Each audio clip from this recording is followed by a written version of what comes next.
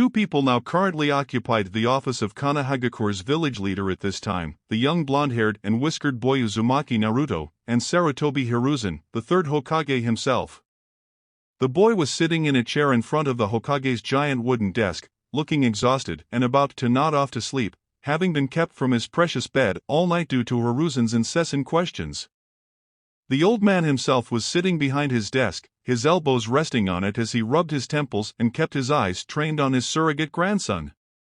It was silent between the two for 10 long minutes aside from Naruto's occasional half-snore/half-snort as he briefly dozed off before jerking awake repeatedly. The young boy was growing frustrated as the silence went on. "Damn it, old man. I told you everything, down to every single thing I remember ever since I was born. That proves I'm really Naruto. Please let me go home and sleep, or at least kill me now. I don't care either way, I'm about to drop dead from exhaustion." Naruto yelled, having had enough of the silence and the Hokage's studying eyes. The old man sighed with closed eyes for a moment and leveled his gaze again at the young boy. "I'm sorry, Naruto-kun. I just have to be absolutely sure you weren't being taken over by the Kyuubi. Even though you believe what it. The fox gets pretty touchy about that." Naruto corrected with a foxy smirk. "Oi!" Kurama growled from inside his head. "You finally showed up, huh? Thanks a lot for bailing out on me, damn fox." He thought, then grinned mentally at his tenants grumbling. "She told you about her being controlled, we have to be wary. She is still a clever and powerful entity after all. Though, I admit I am intrigued about how you would turn out if we allow her to supervise your training from now on," the Hokage admitted with a sigh. He thought about the alternative of doing the child's training with some of his top shinobi, but there were always time constraints. Those same people were also quite busy with a backlog of missions due to the lingering effects of the military force being reduced significantly by the Kyuubi disaster. Unfortunately, against his personal judgment, the third had to realize letting the Kyuubi help was going to be the best option for the young blonde in the long run. After another long moment of consideration, the older man stood up to retrieve a fresh scroll and began writing when he returned to his desk. "Okay, I'll allow this." Naruto's excited shout of "Yada" was immediately followed by the old man raising an index finger with a firm gaze. "But, you must keep this secret. Most people in this village will not take kindly to the thought of you being raised by the Kyuubi, and they will likely take it upon themselves to get rid of you if this gets out.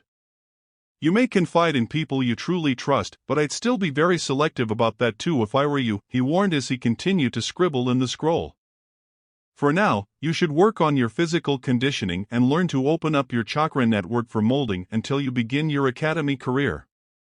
When your first term ends for the summer, you will be escorted by some of my most trusted people, depending on who volunteers, to a secret training field with a shack far outside of the village during the 3-month break. This will repeat every academy year until graduation, so you will be able to safely practice using the Kyuubi's chakra among many other things," he dictated before his expression turned deadly serious. "Any other time until I personally change this, you are not allowed to draw on any of the Kyuubi's chakra anywhere near or within the village's premises unless you have my express permission. Is that understood?" He narrowed his eyes at the boy. Naruto locked his gaze with the older man just as seriously, and nodded once without hesitation. The third nodded back, his visage relaxing. "What are you going to do about the academy, Naruto-kun? I was planning to get you admitted early this year.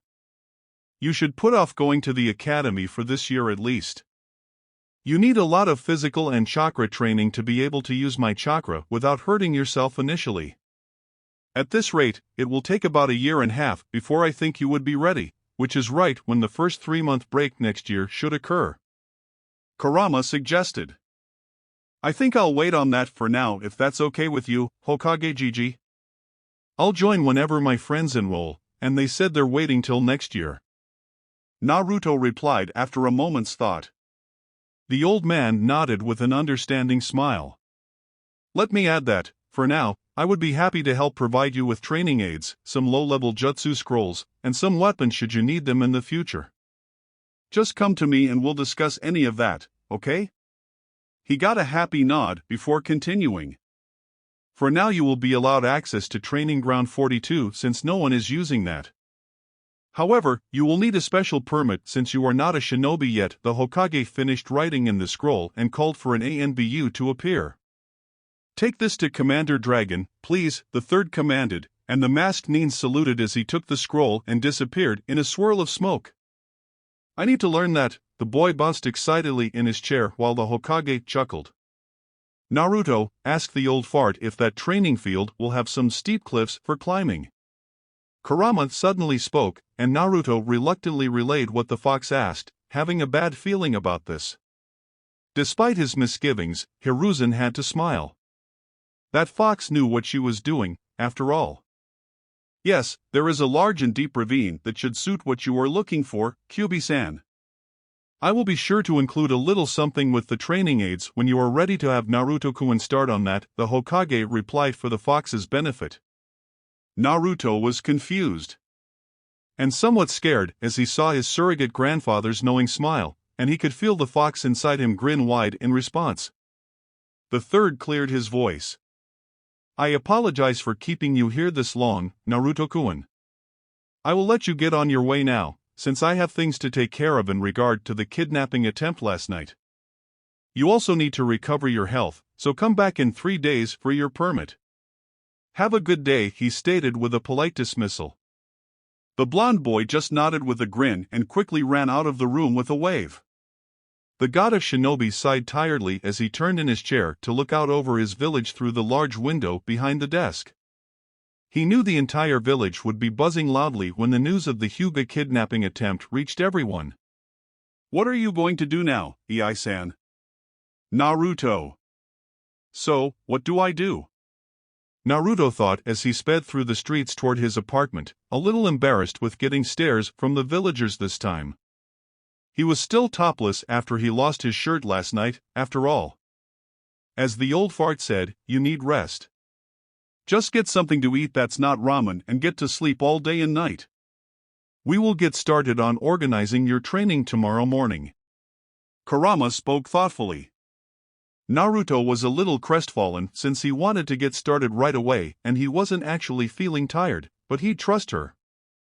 He stopped by a market that was forced to treat him as a normal customer thanks to the Hokage's interference and bought 2 disposable bowls of cereal and milk.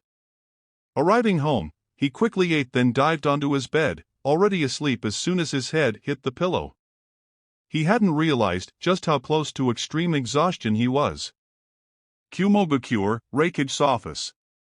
The very large, dark-skinned, and muscular fourth Raikage grunted as he lifted a dumbbell weighing 500 pounds, while sitting in his desk's chair. This powerful shinobi named Iai was deep in thought as he wondered how the Hyuga kidnapping he ordered went. Gaining more Kekkei Genkai users was his father's last order before appointing him the new Raikage. Then that tough old bastard went and got himself killed defending Kumo's retreat against 10,000 IWA troops after the damn village decided to disband their alliance at the end of the Third Great Shinobi War.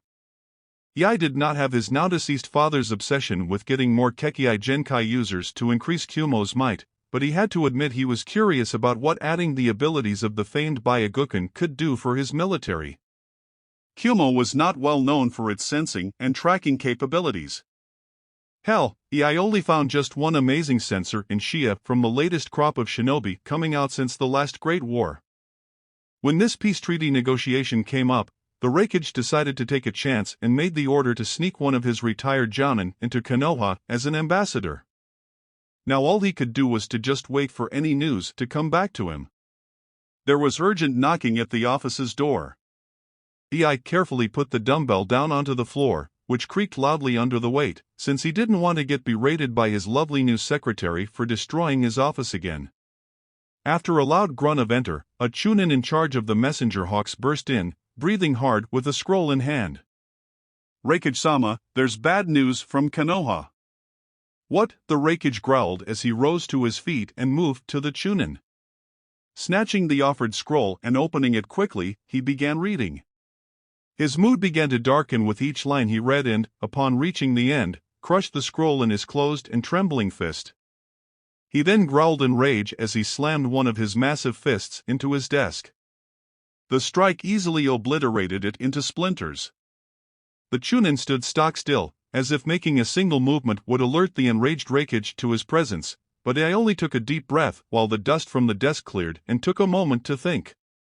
He wasn't going to give up on this. Fortunately, the treaty that Kumo and Konoha signed was real and binding despite the true nature of the ambassador being revealed. He'd make use of that if he could find a way. Chunin. Send a message to our spies in Konoha. Have them find a copy of the report on exactly what happened with our guy. I need all the details, including any witness background details. Fast as speed, he barked in a tone that brooked no hesitating. The messenger Chunin quickly nodded and sprinted out of the office like a bat out of hell. Early next morning, same location. The Reikage entered the office after finishing his usual early morning workout regime. He sighed in disgust as he remembered how he had to deal with the council yesterday and spend all day assuring those lazy bastards that he would find a way to get something out of this fiasco. He was so close to using his lariat on all of them and then adopt Konoha's style of military dictatorship. The council's pressure was part of the reason why he pulled the trigger on this kidnapping attempt. Now he was already realizing his father might have happily dumped the Reikage title on him and rushed to death just to avoid dealing with the council ever. And all the damn paperwork. He sat behind his new desk to absent-mindedly lift some dumbbells and shake out evil thoughts about decapitating pompous asses. After about 30 minutes, there was a knock at the door. Another loud enter revealed the same messenger Chunin. Reikage-sama, we got the information from our spies in Konoha. These were sealed into the Hawk's message scroll. The man spoke quickly as he presented just 2 scrolls. EI raised an eyebrow. Did they not have time to gather more files on other witnesses? No, sir. There was only one legitimate witness at the time of our ambassador's death. There were 2 others present, but they were the clan head and his daughter, so their accounts could be dismissed as biased in any court. The Reikage's other eyebrow joined the first one at this interesting development. He took the 2 scrolls, then sent the Chunin out. He laid them out on his desk and took his time reading over the detailed account of exactly how it happened, and then looked over the witness file. Ei's eyes widened at the interesting history of this person. His lips began to form a smirk as he reread the Konoha ANBU's report, and his many years of shinobi experience told him that it seemed to have left important parts out in some areas. Apparently, there were some secrets involved with this incident that they could not carelessly put on an official report for even their own shinobi with high enough clearance to read over. No matter, it would be their downfall. Without the whole truth, this report suddenly had holes. It was a long shot, but EI would take this as he buzzed his secretary into the office via the intercom. Mabui-san, get me the diplomat that worked with Konoha in the past, and clear my schedule for this morning. I have a long list of things to discuss with him, the Reikage ordered. The now named beautiful dark-skinned young woman affirmed with a silent nod and moved to make arrangements. EI then leaned back into his chair and sighed. This is truly an underhanded tactic. I almost actually feel bad about this, but I need to succeed in this to make the inevitable international shitstorm from the attempted abduction worth it. He began to grin. If this works, we may actually get an intact body of the strongest and most pure male Hyuga. That would provide solid results in our research compared to a female Hyuga who was viewed as weak by her own clan. Especially if we manage to extract some semen before it could decay. Same time in Kanahagakure. I can't believe I slept that much. You're right about me needing it, Kurama. Naruto muttered out loud as he yawned and stretched his body as much as he could in his bed on this early morning. He slept most of the day away yesterday, only getting up to eat and relieve himself. I am always right. I do have one question, though. Just what is that abomination you have on your head? Kurama remarked in his head, curious about the interesting-looking nightcap her host was wearing. It looked like an odd toothy monster eating the boy's blonde hair. Oi, don't diss Mr. Nightcap. It protects me from bad dreams and keeps my head warm. Besides, it's a gift from Hokage Jiji, he defended as he stepped out of the bed to stretch some more. Nevertheless, my container shouldn't be wearing something that's stupid and childish, grumbled the fox. Naruto just shrugged as he pulled the nightcap off and began undressing for shower. You do realize I'm still a child, right? The boy deadpanned. So? Foxes are already adults by the time they're your age. Kurama tried pitifully. He just laughed out loud. Your fox logic won't work on a human, and the hat stays, he smirked upon hearing an annoyed snort in his head. After showering and eating an actual healthy breakfast of milk, fruit, toast, and oatmeal, Naruto dressed in his training outfit of a black loose sleeveless shirt with the Uzumaki spiral drawn in red on the back and white shorts. So what do I need to start with? The boy thought, getting down to business as he stretched to make his body loose. Unfortunately, your body is pitifully underdeveloped thanks, once again, to your hopefully former ramen addiction. Kurama paused for an angry snort from her container before continuing. Any real physical conditioning will just break your body at this point. We will build up your endurance and muscles as you eat healthier before we begin on any actual conditioning and your shinobi training. It won't take much time, as I will be working to make efficient use of your body's improved nutrition. It shouldn't more than 2 months for you to be in good enough shape. Until then, we'll start with something easy. Maybe 10 laps around the entire village, and 2 sets of 50 crunches, push-ups, and squats each 2 laps. The fox couldn't help but smirk evilly at the boy's horrified expression at the list of the easy exercises. We will flesh out more of your exercises from there as time goes on. Now get going and no talk back. Chop chop. The hidden ANBU guarding Naruto eventually wrote in their daily report that they heard their charge loudly cursing a damn fox as the boy left his apartment for his long morning of exercises. Later. It was noon when our blonde hero was dragging himself up the stairs to his apartment. Damn fox, you put me through hell today. Naruto whined as he painfully fished for his keys in his shorts pocket. I know, I particularly enjoyed your creative vocabulary on what you were going to do to me when I asked for 2 more laps. I'll be looking forward to more tomorrow. Kurama replied, snickering at the memory. Naruto let out a pained groan as he opened the door, shuffled in, and fell forward flat on the entrance hallway's floor. A moment later, the 2 ANBU guards hidden next to the still-open front door could hear snoring. 2 huge sweat drops formed in the air above where the 2 invisible guards were hiding. After listening to the boys snoring for 5 minutes, the guards shrugged at each other and one of them briefly shimmered into visibility to gently close the front door. An hour later, the blonde woke up with his stomach grumbling. He opted to make use of the first of his 2 allowable ramen meal for the week. He cleaned himself up and headed back out, wincing in slight pain from his sore body. Arriving at Ichiraku Ramen, he was greeted by one of the few people that saw him for who he really was, Tucci, owner of his favorite ramen stand. Hey there! How's our hero doing? The middle-aged man called out boisterously from the kitchen as he saw the little blonde sit at the counter. Naruto glanced around to check he was actually the one being spoken to and cocked his head in confusion with a fox-like expression. Hero? Did I do something, old man? He innocently quizzed. Tucci laughed uproariously. You sure did. You're too modest, or have you forgotten how you saved that cute Hyuga heiress the other night? The whole village is abuzz about it, the cook clarified. Naruto smacked a fist into the other hand in realization. Oh, boo. That one. Actually, I did forget about that. I was sleeping all day yesterday and I was busy with my sensei from hell all morning. Naruto replied with an embarrassed chuckle while rubbing the back of his head. I heard that. Scoffed the sensei from hell. A cute brown-haired young teenage girl came into view from the back of the stand. As soon as she saw the familiar mop of sun-kissed blonde hair, she let out a happy cry and jumped over the counter, with speed that would shock an elite jounin, to snatch the boy into a bone-crushing hug before he could say anything. You're a hero. You must have been so awesome when you stopped that evil Nin all by yourself and saved that Hyuga girl. Maybe she'll fall in love and you two will get married."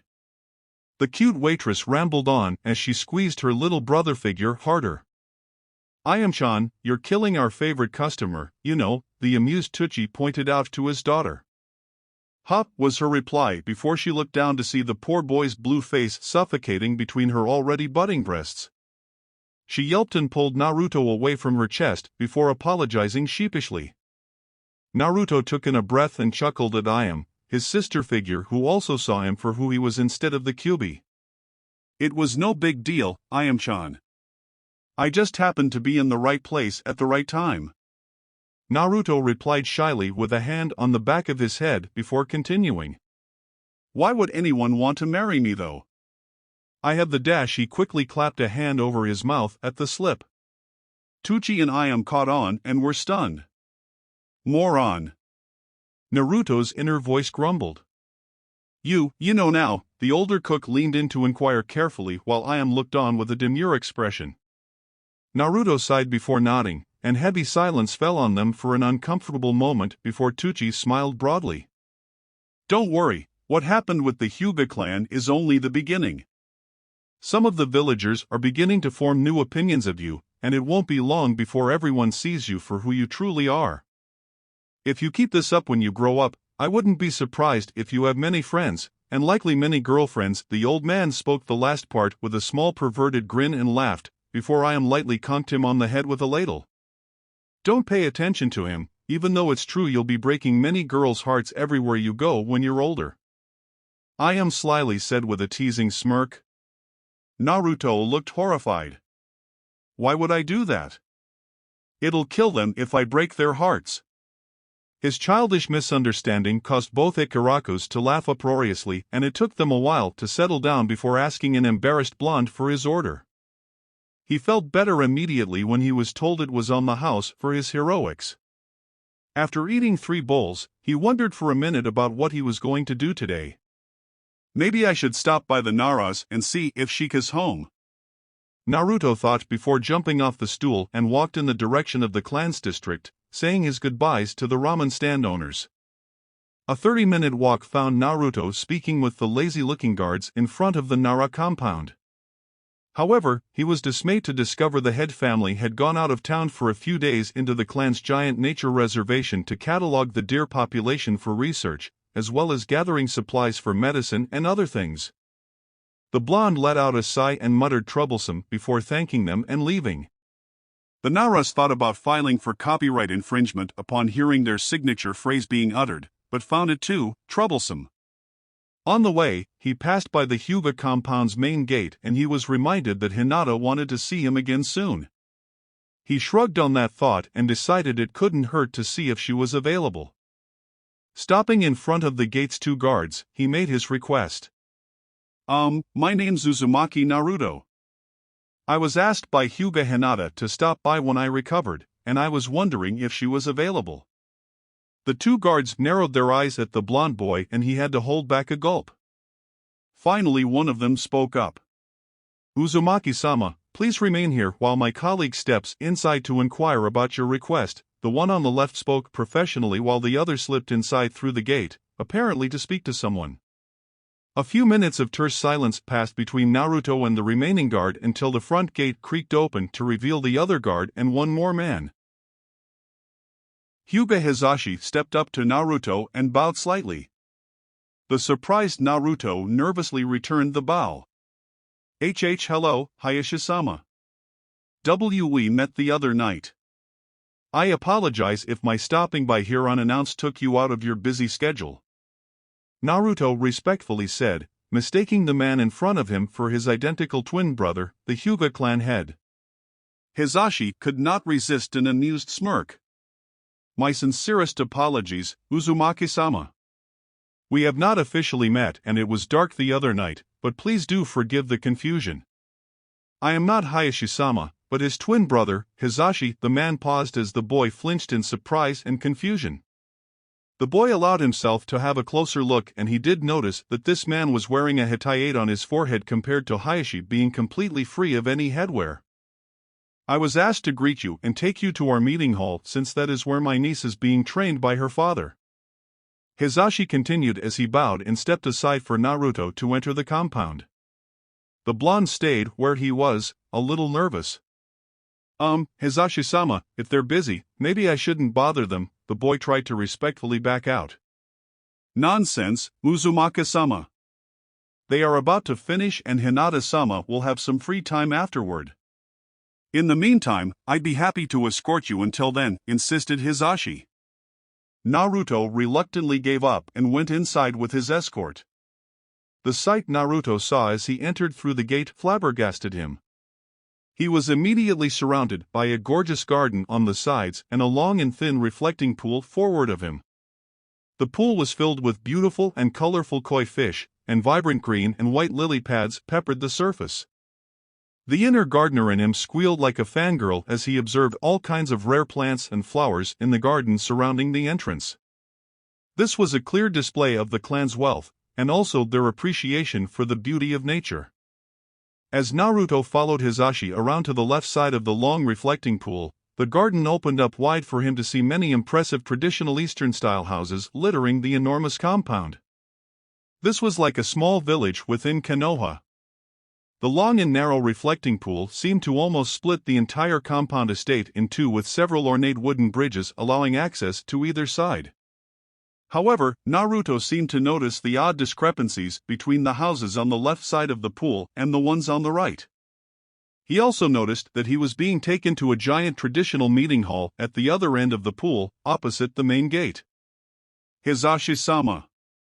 He tried to speak before Hizashi politely interrupted him with a shake of his head. Uzumaki-sama, please do not refer to me with Sama.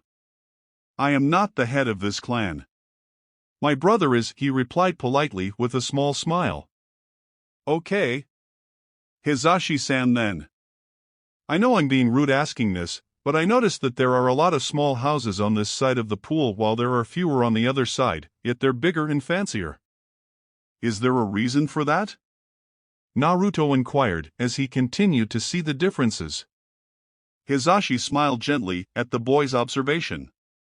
Usually a child like him would be staring into the pool the whole way, not even bothering to look around and notice the subtle darkness of this clan.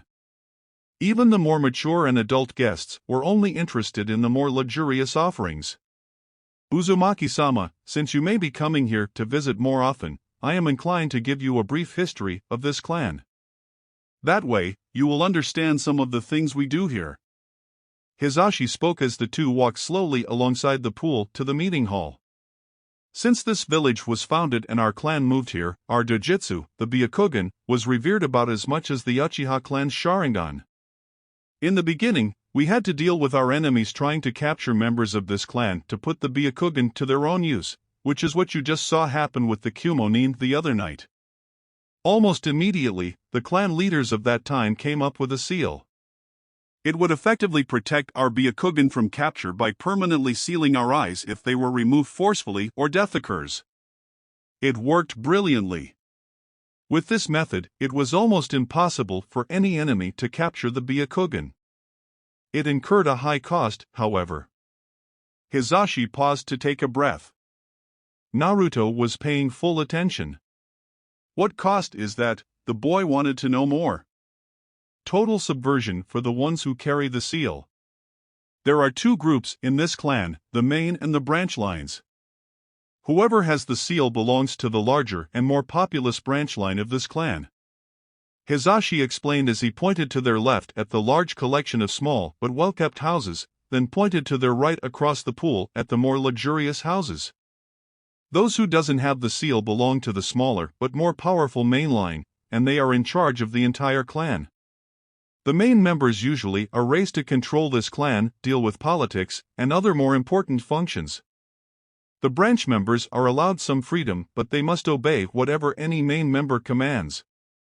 If disobedience occurs, the main member may decide to use a special hand seal to incur unbearable agony as punishment on the branch member. This can even lend to mental damage or death.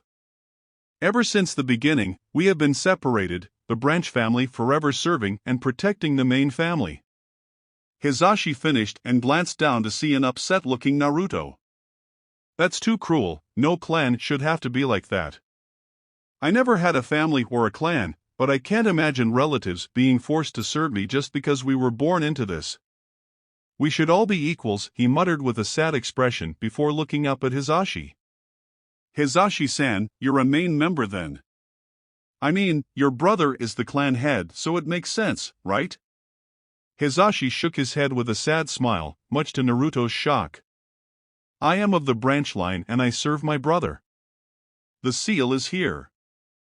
Hizashi replied as he pointed to his forehead covered by the Hittite. My brother came into this world a few minutes before me, and that was the difference between us because we are even in skills, intelligence, and other attributes. The main family groomed him while I was branded with the seal.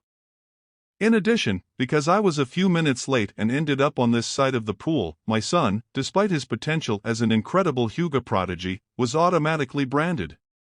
My two nieces will eventually have to face the same fate as my brother and me someday. When Hanabi-sama is old enough, the clan elders will determine who would be the true heiress of the clan and the other will be moved to the branch family. Hizashi explained, and he could see the little boy was about to have an angry outburst. The man decided to interfere by holding a placating hand on the boy's shoulder to calm him down. Naruto had to hold his anger in and then he looked downcast and shook his head in frustration. Uzumaki-sama, I am sorry this has upset you, but I wanted you to understand a little of this clan's traditions. When you see something here you may object to. Whatever happens here inside these walls, it generally would be best to not interfere and leave it for the clan's business. Now, we are here. Hizashi pointed out as they arrived at the main meeting hall's large double doors. Hizashi opened one of the two doors, allowing Naruto to step inside, and followed him in. They moved down a hallway, and they could hear grunts and fists striking flesh. Hizashi opened a smaller set of doors, and Naruto finally caught sight of the training area. It was apparently set up as either a meeting or dueling hall with 3 cascading rows of wooden benches surrounding a very large flat square area set against the back wall. Naruto could see a small indigo-haired girl in a black skin-tight training outfit, attempting to land a hit on a tall man wearing white training robes in the middle of the stage. They were obviously sparring. The boy felt a hand on his shoulder, and he glanced up to see Hizashi silently nodding his head toward a particular section of seating. He complied and followed his escort to sit farthest from the sparring so as not to distract either of the combatants. Naruto could only watch in amazement as Hinata tried to hit her father with a flurry of fast, at least for him, and precise strikes aimed at his limbs. He was particularly impressed when Hayashi knocked her to the floor hard with a nasty downward palm strike to her cheek, but she immediately got up to keep trying to land a hit on her father. He definitely liked the guts she was showing, at least. After a few more minutes of sparring, Hayashi suddenly held a hand up signifying that their spar just came to an end. The two fighters then straightened up and bowed to each other. You are improving, my daughter. You have managed to close one of my tenketsus earlier than last time. Hayashi commented as he seemed to flex his left hand. Your kata need work, however. Practice them and we will train again tomorrow afternoon. For now, I see you have a guest, he stated as he glanced up at Naruto and Hizashi. Hinata was confused for a moment until her pale eyes finally locked with blue eyes after searching the meeting hall. Her only reply was "Eep," as she instinctively hid behind her father's legs. Hayashi and Hizashi exchanged amused glances while Naruto was wondering what was wrong with Hinata after her complete 180-degree from a fighting badass to a bumbling introvert. Now, you should not be rude. Do not be shy and greet your guest properly. Hayashi smirked as he gently pushed his daughter around to his front. Hinata was losing her nerves and her eyes were wandering, looking at anything in her vision except for Naruto himself. Hizashi gently nudged his charge to get the boy's attention. He then motioned with his hand for the boy to get closer to the girl and her father. Naruto complied, making his way down the steps to the main floor to stand face to face with a very nervous Hinata, who still would not look him in the eyes. With an incline of his head in greeting, Hayashi left them alone to talk some things over with his brother. Hello Hinata-san. I stopped by here to let you know I'm alright, since I thought you'd like to know that. By the way, that was some cool fighting you did. What was that called? Naruto curiously inquired. Hinata blushed at having her martial arts skill being called cool. Ayano, we train in the G-Gentle Fist. We use it to strike W with chakra to I inflict internal damage, instead of external like most other fighting stances, she bravely replied, but still unable to look him directly in the eyes. That's incredible. I guess that's why I saw that Kumo guy fall apart even though there was no damage on the outside. Your dad was really awesome. Naruto exclaimed before he realized something. Wait, when I met you at that playground, you could have fought those bullies off, couldn't you? The question made Hinata flinch visibly and a cloud seemed to form over her head. I'm sorry, and Naruto-kun, I just don't like hurting anyone if I can help it, the pale-eyed girl mumbled as she looked dejectedly down at the floor while poking her two index fingers together. Well, that's no good. I'd hate for you to be hurt, and if you could defend yourself, you should do it. Naruto admonished gently with a serious expression, and there was clear concern in his deep blue eyes. Hinata could not help but blush at that. I suppose you're right. I'll try my best next time, she replied with a shy smile, finally locking her eyes with his. Naruto gave one of his trademark foxy grins and nodded in approval. So, your uncle told me you have some free time after this. Do you want to play together or something? He then tried to offer, hoping his new friend would say yes. Hinata nodded quickly. No, I'd like that. Just let me clean up and get changed, she replied with another blush and quickly made her way toward the changing room. Naruto looked after her departing figure until she was no more, before he turned to the twin brothers. Hayashi-sama and Hizashi-san, was that really the same person that hugged me out of nowhere the other night? Maybe she's got a twin like you too, he curiously inquired as he was pointing in the direction of Hinata. The twins exchanged amused grins. I will admit that was a very rare occurrence for my daughter. She is rather shy and unwilling to stand up for herself in most situations.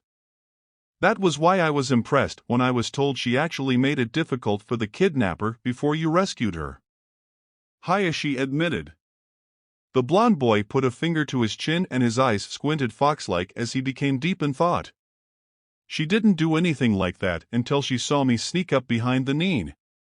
I wonder why she suddenly tried so hard at that moment, he innocently said. The two brothers raised an eyebrow each as Hinata picked that moment to return in a simple pink kimono. After some small talk, the two children excused themselves to go play together elsewhere and the twins were left alone. That little, he is already stealing my daughter's heart and he does not even realize it. I should teach him a lesson. Hayashi suddenly murmured to his twin in an annoyed tone. Hizashi smirked a little. He is only a child, brother. I doubt Hinata-sama realizes it as well. We should just let them grow and find out themselves. Hizashi advised and heard his brother let out a small sigh. I am not looking forward to my daughter's teenage years.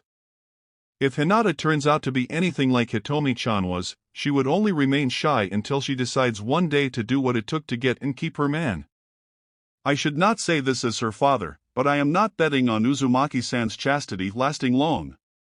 Hayashi spoke in a resigned tone. Hizashi had to smile at the memory of his brother's deceased wife. Not only that, but imagine the headaches our elders will give you when these two become close. Hizashi pointed out playfully and enjoyed seeing one of his brother's eyebrows twitch slightly at the mention of the elders. That comes with the territory of being the clan head, I suppose. However, have you noticed something about Uzumaki-san? Hayashi inquired, changing the subject for now. Yes, brother.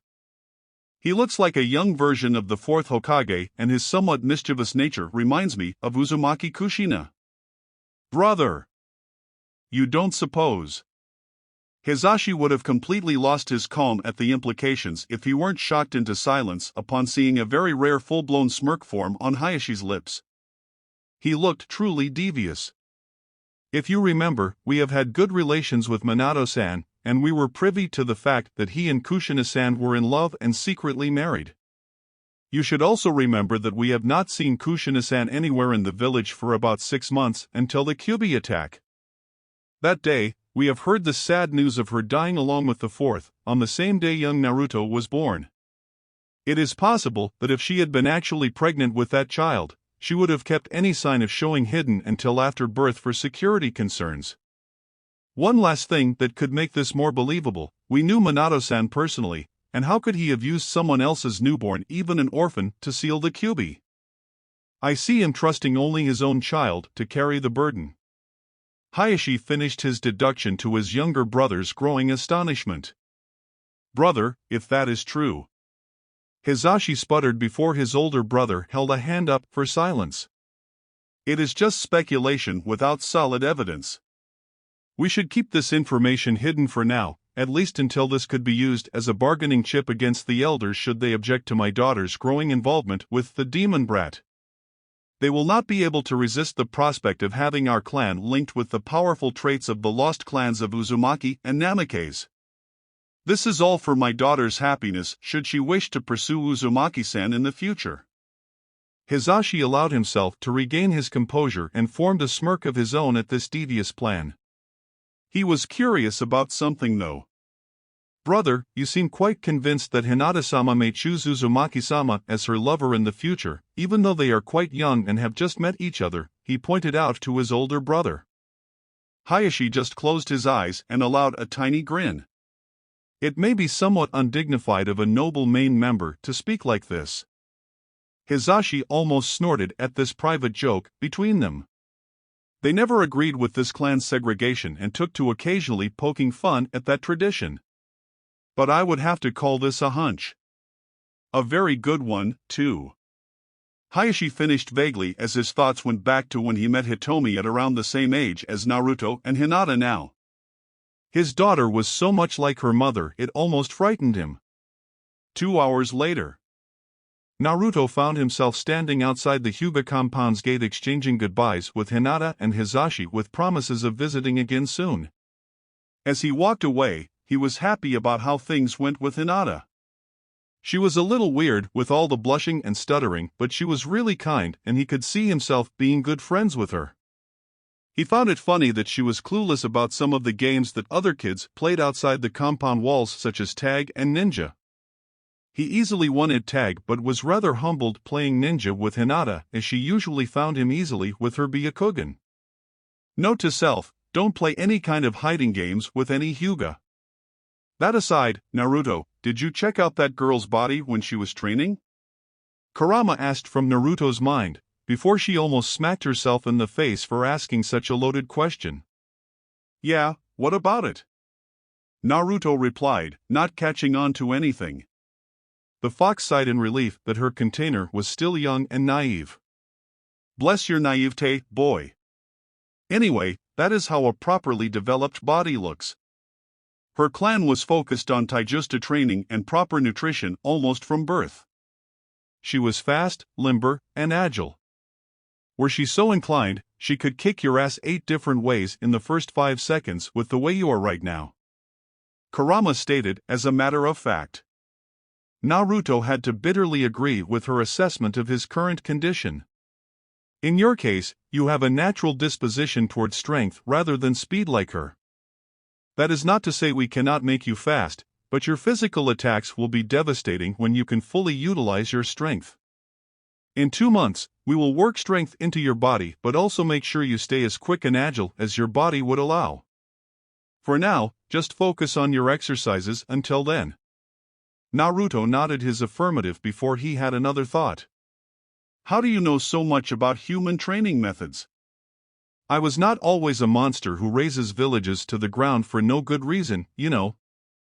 I did observe humans in various forms throughout my long life, and while I was trapped in my 2 previous containers, I had a good and up-close look at how shinobi train. The fox explained before an idea struck her. That reminds me, we will need to get you started on studying history, tactics, math, human anatomy, and science. Every day after the morning exercises, when you are not busy, you will go to the library and spend the afternoon studying the books I pick out for you." She finished in a no-nonsense tone as Naruto flinched in terror at the prospect of having to read anything without pictures. "First you take away my ramen, then you destroy my body, and now you want to bore me to death? Oh, stop whining like an infant. A strong body works best with a strong mind. A clever tactic you study now may save your life later when you remember it in the heat of a battle. You can effectively damage any human body with as little force as you need if you know where exactly to strike and what amount of pressure to apply.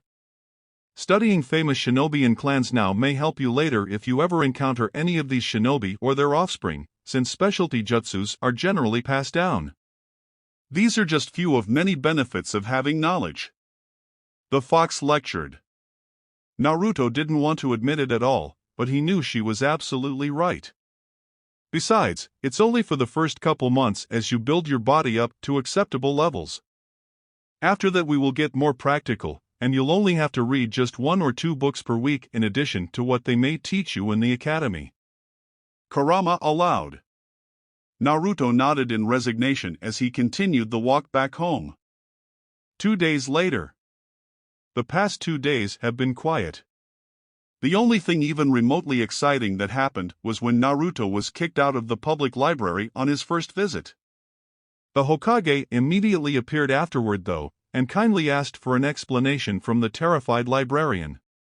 When she could not provide an adequate response, the boy was allowed back in. The librarian was then reminded that she might be called in to talk with Marino Ibiki of the interrogation department to provide her supposed reason the next time she tried something again with Naruto. She swore to never even look at the blonde the wrong way since that day. "I guess studying history isn't so bad. The battle at the Canopy Bridge was pretty awesome." Naruto mentally spoke to the fox as he was walking toward the Hokage Tower from the library. "Glad to see you're taking well to your exercising and studying." Kurama approved in his head. "You work fast, Kurama. I can already feel my body changing." The blonde thought as he flexed his arms some, noticing a little bit more muscle as he entered the Hokage Tower and went up several floors. He noticed a lone figure walking down the stairs from above. He scowled when he saw the cloud insignia on the man's armband, denoting that this man belonged to Kumo. The man was wearing the most arrogant and victorious smirk the young boy had ever seen on anyone. He did not pay the wary blonde any notice as he passed by and continued down the stairs out of the building. Naruto was glaring holes into the man's back the whole time until he was out of sight. He then disgruntledly spit on the floor where that man stepped through and continued up. Something was wrong, and he could feel it with each step he took closer to the Hokage office. There was a feeling of heavy pressure in the air and it seemed to be trying to crush him. By the time he reached the landing, he noted the secretary by the office's door was gripping onto her desk's edge with white knuckles and trembling, clearly scared out of her wit. At this point, the pressure was so strong and deadly that the boy himself felt like running back down the stairs and all the way out of the village, never to return. This is that old fart's killing intent. He's seriously pissed. The fox calmly clarified. "I'd say. I want to faint and he's not even directing it at me. I think it had something to do with that Kumo guy. I've never seen Hokage Gigi this angry. Also, it doesn't sound like this is bothering you one bit." Naruto inquired of his tenant, who just scoffed. "Please, this is like a gnat threatening a full-grown elephant." The fox replied dismissively. "Says the one who left me to his mercy the other night when he was asking nicely about us," huffed Naruto. "In my defense, that smile was scarier than anyone's killing intent, and I am looking at the world from a small human boy's perspective, not from a giant bijou able to squash puny humans with just my pinky." The killing intent in the air slowly lifted, much to the relief of the secretary and the blonde boy. A long moment of heavy silence passed before Naruto brought an index finger up. "I don't suppose this is a good time to visit him, Taimi-chan," he tried to say in good humor. The cute young brown-haired female chunin, doing secretary duties this week, violently shook her head. "You're kidding me, right? You had to have felt that too. I like you too much to let you go in there now, Naruto-kun, she warned with a glare that brooked no argument. The boy just nodded his head and turned back in the direction he came from. I suppose you're right. I'll see you tomorrow then. Naruto agreed with a wave over his shoulder as he disappeared down the stairs. Now what? Now we find something else to do. There is no hurry in getting to that training field anyway. How about we repeat what we just did this morning for the evening? You should be able to handle that now. Kurama said thoughtfully as the boy winced at the prospect of more exercising. On the other side of the office's door, the Hokage felt Naruto's presence fade as he left the building. I'm sorry, Naruto-kun, but other things are on my mind at this moment. He thought as he sat in his chair and went back over the conversation that just happened with the Kumo ambassador. 15 minutes earlier. Would you repeat that again? The third ground out with barely constrained anger at the man standing in front of him, the new ambassador from Kuro. The man remained stoic, despite trembling violently on the inside in face of the powerful Hokage's anger. A good politician had to bluff all the time, after all. You heard me. Under the guidelines of our new peace agreement, we demand reparations for the wrongful death of one of our most prized retired shinobi. You also wrongfully did an autopsy on him without our permission and certainly have learned all of his secrets by now. The only way Reikage-sama will be satisfied is if we are allowed to retrieve an intact body of the man responsible for our ambassador's murder. The new ambassador spoke with a stern expression. You will forgive me for saying this, but bullfucking shit. We have evidence and witness accounts that placed your retired shinobi in the act of kidnapping Hyuga Hinata. We obviously followed procedure with a hostile shinobi in our territory, the Hokage almost shouted as he slammed a fist on the desk, cracking it a little. What evidence is that? We have confirmed reports that there were absolutely no traces of our previous ambassador anywhere in the Hyuga compound and none on the Hyuga girl who accused him of abducting her. Here is what we feel truly happened. The previous ambassador was just taking a walk outside the compound wall when a young and infamous prankster decided to surprise and assault the man. Why would he have expected an attack in a village he had just signed a peace agreement with? The ambassador spoke calmly with a fake puzzled look before continuing. And to make it worse, the boy yelled out a blatantly false statement that would send a random man nearby into a blind rage. After the ambassador was brutally murdered by the same man, the Hyuga clan attempted to cover it up by having a young innocent girl lie about a kidnapping attempt and procured the gag and rope themselves. The reports also said that the young prankster himself disappeared right before the other Hyugas appeared, apparently not wanting to be caught responsible for the ambassador's demise. Because of that, he cannot be considered a reliable witness, even if we did not take his history of being an untrustworthy public nuisance into account, the ambassador said, laying out all his carefully prepared lies. The Hokage kept his deadly glare burning into this hateful man, but inwardly he was stunned. What this man said nearly matches the official ANBU report word for word. That Kumo kidnapper really did not leave any trace, even on the young girl in the ropes, which was a near impossibility. How did Kumo get their hands on the report and Naruto-kun's file? Because the ANBU reports could be accessed by any nin with high enough clearance, I ordered them to strike Naruto-kun's near-death experience, the Kyuubi's chakra, and any evidence, including the blood and kunai used by the Kumo nin, from the official record. This was all done to protect the S-rank secret of Naruto-kun's Jinchuriki status. I didn't think it would come back to bite us in our collective ass. I honestly believe we have a better case than you do, and we will win if we held court in neutral territory over this, especially when we call your entire village in as witness to the young prankster's character. With that, I will repeat our one simple demand. Give us the intact body of the man responsible for our ambassador's murder. If you do not comply, I have been personally authorized by the Reikage to declare our newly signed peace treaty dissolved and we will escalate our military's presence on our border, the ambassador reiterated.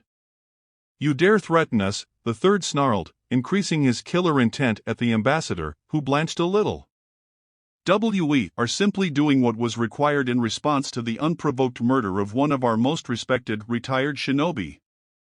Are you sure you want to risk heavy losses for an alleged murderer if things were to escalate between us? We all know Konoha is still weakened by the Kyuubi no Kitsune's attack.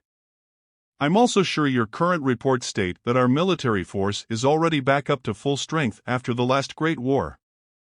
I wonder how your village, weary after so many losses, would feel if it was found out many more deaths could have been easily prevented by the life of one single man? You don't have to worry about this being public. We will keep this quiet and you can just explain the Hyuga man's death in any way you want. The ambassador pressed his advantage. The air grew heavy with tension each passing moment as the Hokage seemed to contemplate killing the man in front of him to just go ahead and get things started with Kumo. Get out, the god of shinobi finally spat out before he did something he would regret. The ambassador decided not to press his luck anymore and made for the door. I will be back later tonight for the official response, he quickly blurted out before exiting. After Hiruzen felt Naruto come and go and he had a few minutes to gather his thoughts, he realized there was no way out of this. It would either result in the death of one man or the deaths of many in a village with its morale still low and tired of death. He sighed and waved his hand. A dog-masked silver-haired ANBU instantly appeared in front of his desk. Inu, you have heard all of that. Find the leaks in the ANBU information network and seal them. Use any means necessary, and I don't care who are responsible. Just make sure to pump them for all information they have before they disappear, he ordered. It shall be done, Hokage-sama. Kakashi almost growled from behind his dog mask, angry at having been compromised. He then disappeared out of the office to carry out the new orders. Hiruzen, who was feeling every bit of his old age, tiredly stood up and looked out the window at his village, as if this would help him come to a decision. He remained staring at the sun slowly setting beyond the majestic forest surrounding this quiet village for almost an hour, before he finally turned around and buzzed Tammy on the intercom. The coming darkness seemed to signify the Hokage's sober mood. Get me Hyuga Hayashi. Tell him this is urgent.